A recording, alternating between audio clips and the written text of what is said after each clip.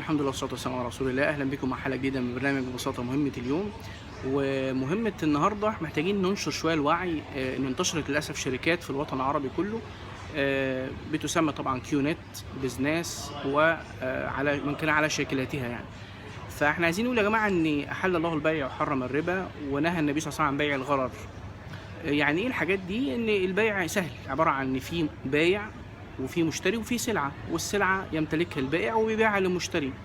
مشكلة بزنس وكيونات والحاجات دي انها اصلا بيبقى مفيش سلعة اصلا، يعني هو قايم على البيع الشبكي او البيع الهرمي او اي مسميات بالشكل ده. ان اصل السلعة الموجودة هو انك تدخل ناس للشبكة دي. يعني انا باخد عمولة نتيجة ان انا بدخل قرايبي او كده، او بدخل 4 واخد عمولة عن ان انا بدخلهم الشبكة. طب ايه السلعة الموجودة؟ لا شيء.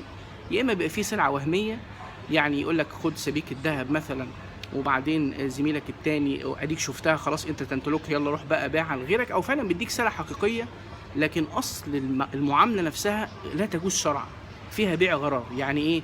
يعني اصل الكلام ما بين البائع والمشتري قائم على البيع الشبكي او البيع الهرمي، ان انت دخلت معاه في البيع والشراء دي علشان تدخل ناس الشبكه، مش علشان في فعلا سلعه وانت شغال مندوب تسويق ليها يعني، لا، انت بتسوق للفكره بتاعت البيع الشبكي ده.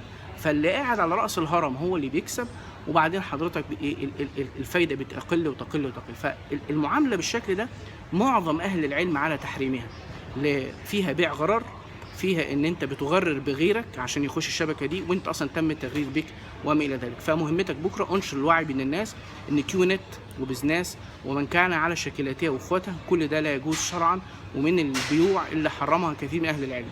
اقول قولي هذا واستغفر الله لي ولكم، والسلام عليكم ورحمه الله وبركاته.